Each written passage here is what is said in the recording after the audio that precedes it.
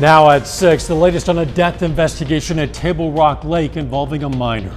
Plus, details about a new law enforcement training module for the state of Kansas and how state student athletes at Missouri Southern have a new way to make money. The 4 states' most watched news starts now. The Missouri State Highway Patrol says the operator of a boat that drove into a crowd on Table Rock Lake was not intoxicated. This is KOAM News at 6. Authorities say yesterday afternoon, a pontoon boat drove into a crowd, killing a 15-year-old girl from O'Fallon, Missouri, and injuring 2 other people. Investigators originally suspected the boat operator might have been intoxicated, but they've now determined that was not the case. Authorities say they have not yet made any arrests. A federal appeals court has issued a judgment concerning abortions based solely on a prenatal Down syndrome diagnosis. Those abortions can now be banned. Missouri Attorney General Schmidt celebrated the ruling, saying in part, quote, "A prenatal Down syndrome diagnosis should not be a death sentence, and because of our efforts, it no longer is," end quote. A federal judge has dismissed a lawsuit by Missouri Attorney General Eric Schmidt that blamed China for the coronavirus pandemic.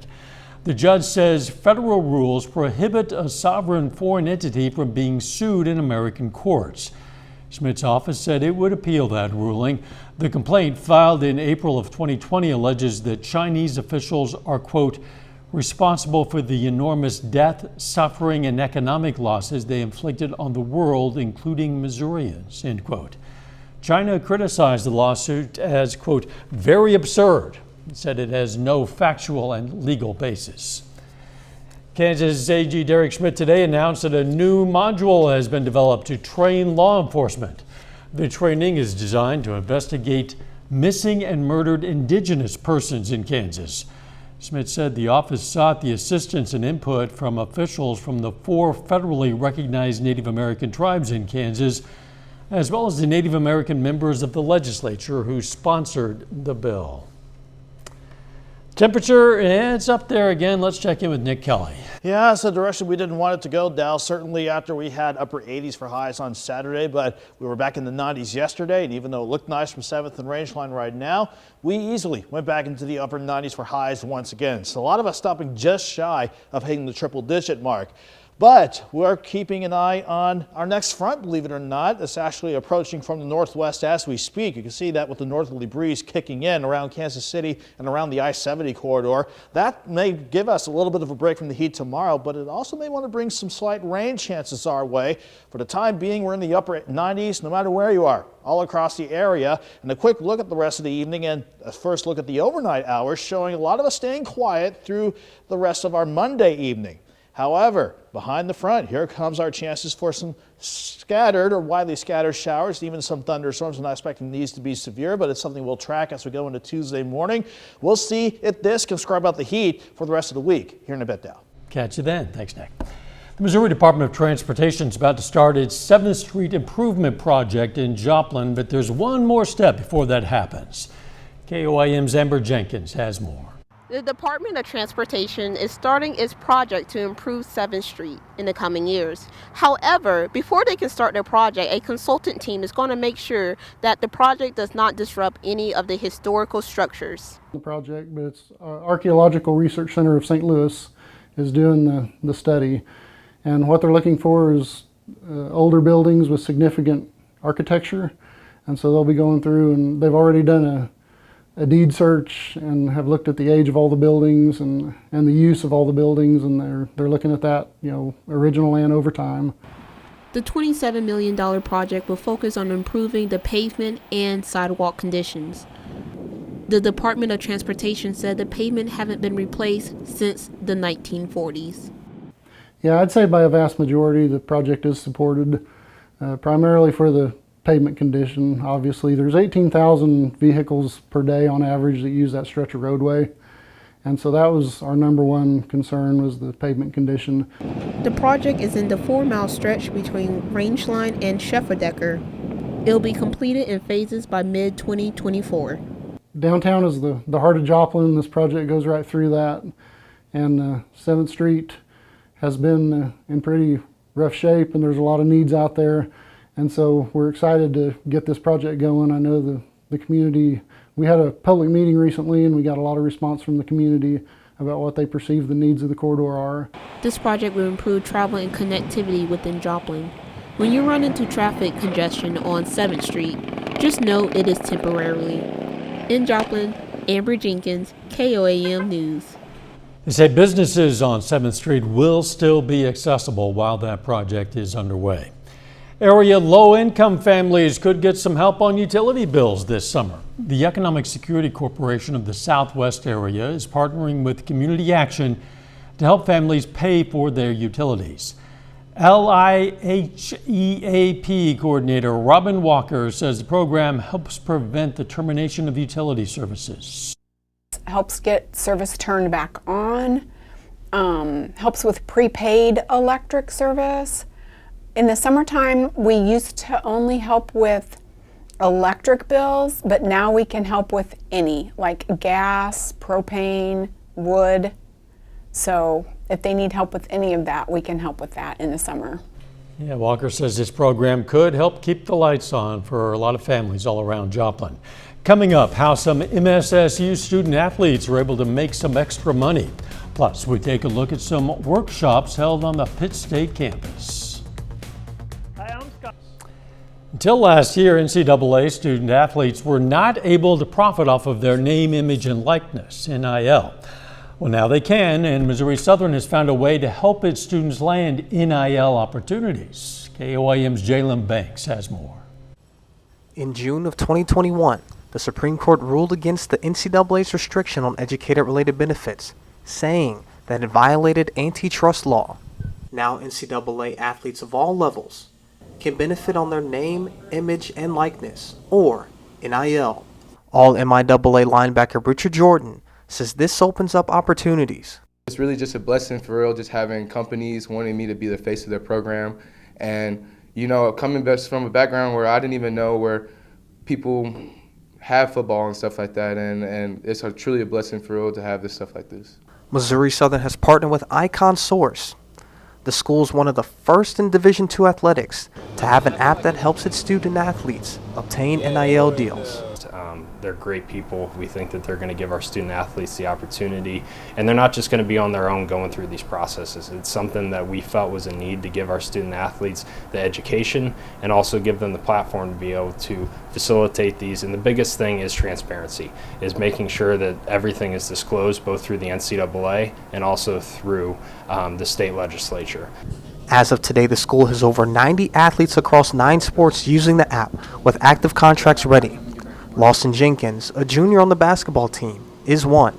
I actually got on there the other day and I had a contract on there, and so I haven't done anything with it yet, but I mean, it's just kind of cool how I can look on there and have a contract just on my phone to make some little extra money as a college kid. Goes a long way.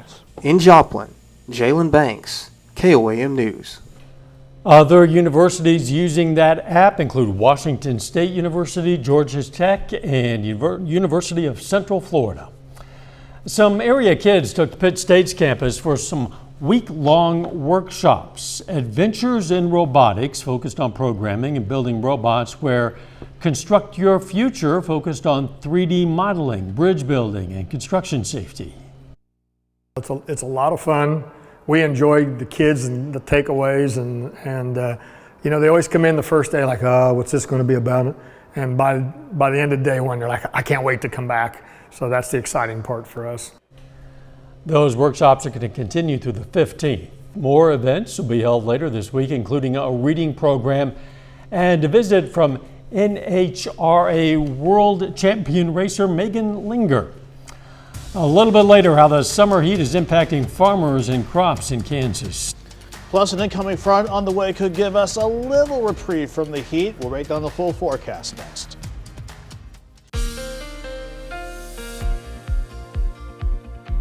Well, it was nice that we were able to get at least a little bit of a break from the heat back on Saturday with highs in the upper 80s, but we had to wrap up the weekend the other day, and kick off the new work week today with temperatures back into all too familiar territory. We hit the lower 90s yesterday afternoon before we got into the night.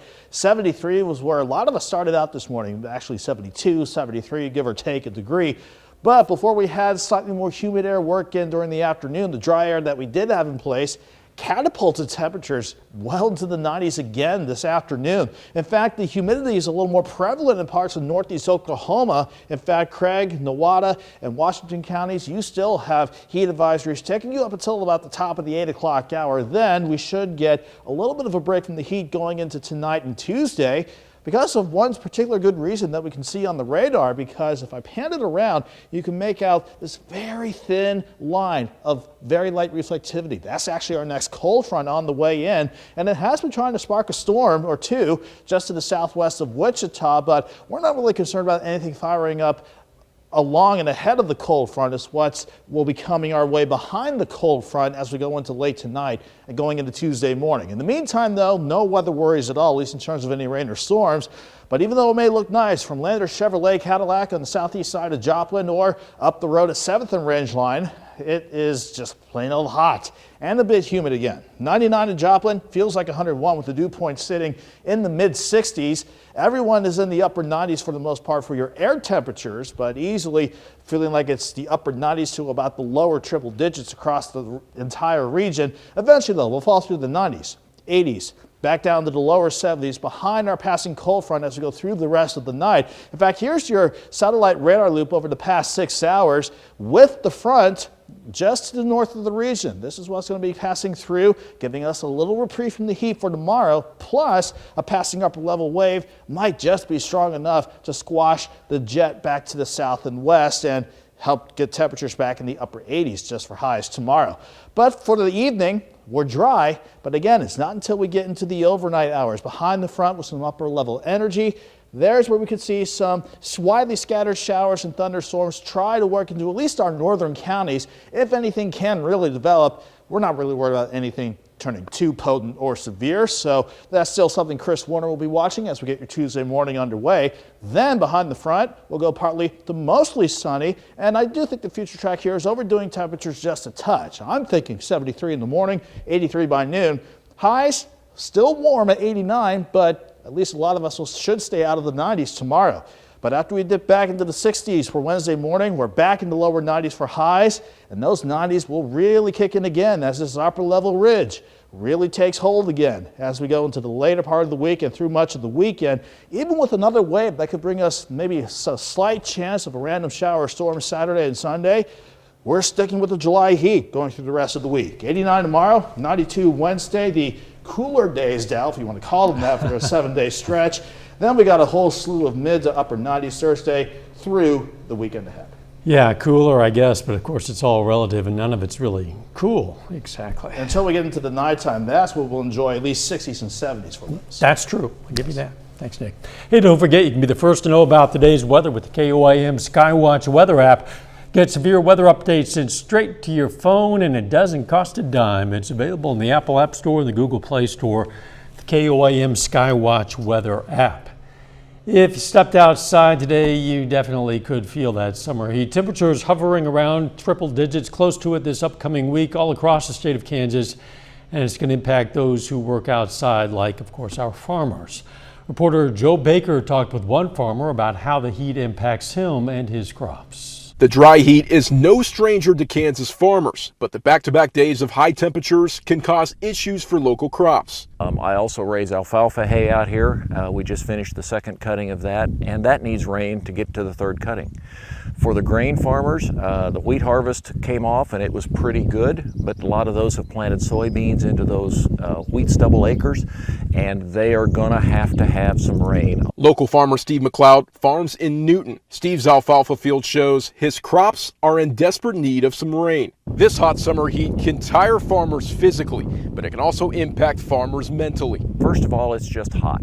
Second, when you know your crops are struggling, when you know they're suffering, it's really, really hard to stand out here and watch your crops burn up. It's hard. It's mentally hard. He says mental health doesn't get talked about enough in the farming community. And with temperatures hovering around triple digits for the next week, and with the potential for no rain to fall, Steve says they're praying for some hope. In Kansas, in this time of year, we're always desperate for rain. And right now, the forecast for the state unfortunately doesn't call for much rain anytime soon. Still ahead, the Missouri Little League District 2 championship game is this evening, and Carthage standout Luke Gall commits to a Division I football program. We're going to hear from the running back next.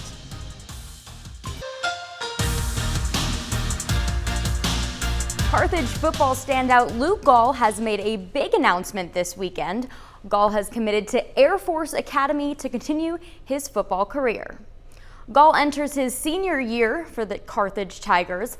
Last year, he was named Missouri Class 5 Offensive Player of the Year. He also earned COC Conference Offensive and Defensive Player of the Year recognition as a running back and linebacker. The list of accomplishments goes on and on. He rushed for 1,900 yards and finished the season with 29 touchdowns. Here's Gall on why Air Force was a good fit. They call it a fullback position, and he gets the ball a lot.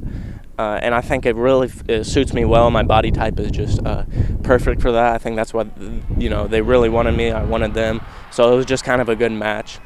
And I like their offense. It'll definitely be different. I like playing on that big stage. I like to watch myself on TV, right? All the things a little kid have dreamed about. The Missouri Little League District 2 Tournament Championship is today, and 2 local teams have made it to the title game. Webb City and Joplin National will square off this evening in the championship. Both teams beat Joplin American to advance to tonight's final. First pitch was just a bit ago at 6 p.m. We'll have the highlights right here at 10. Kansas City hosts division opponent Detroit for doubleheader action today. The Royals are a few games back from the Tigers in the Central Division, aiming to make up some ground today. Brad Keller locked in. He gives up just 1 run in 7 innings with 8 strikeouts. Scoreless in the 4th here, Vinny Pasquantino goes deep for a solo shot. It's his 2nd home run of the year. Pasquantino doing it all today. In the 6th, he hits an RBI single to put the Royals back on top. He goes 2 for 4 with 2 runs and 2 RBI. Then bases loaded for Kansas City. Cam Gallagher hits a grounder to short. Bad throw to first. Royals bring in another. Kansas City takes game 1 3-1. The Cardinals finish up a 4-game set with the Phillies today. Philly won the first 2 games, and then the Cards came back to win game 3 on Sunday. Tonight's series finale is just getting started, and we'll have more on that one at 10. That's a look at sports. We're back after this. Take time now to honor a local veteran. John Neal served in the U.S. Army during World War II. His hometown, Girard, Kansas, and we are proud to salute Sergeant John Neal, a 4-state hero. If you're ever on the go and you want to still be able to watch our newscasts live, and of course you do, all you have to do is download the KOAM Plus app. It's available free of charge, Apple and Google Play stores, as well as Roku and Amazon Fire TV. Just search for KOAM Plus. Here's a look at what's coming up on KOAM News at 9 on Fox 14. Yet another poll with bad news for President Biden. Shows a majority of his own party wants another candidate for 2024. Also going to hear from some activists who say there needs to be more to a new bipartisan gun law. And here's your chance to score free ice cream for a year. Yeah, all you have to do is get a certain tattoo. Okay, yeah, you knew there was a catch. That and a lot more coming up tonight. KOAM News at 9 on Fox 14. Well, you might not get a tattoo for ice cream, but it's definitely ice cream weather out there. Yeah, maybe a little break from the heat tomorrow with a passing front and maybe a few storms in the morning. Otherwise, highs are 89, then back into the 90s for the rest of the week. Thanks for joining us. We'll see you right back here for KOAM News at 10. Let's make it a great evening.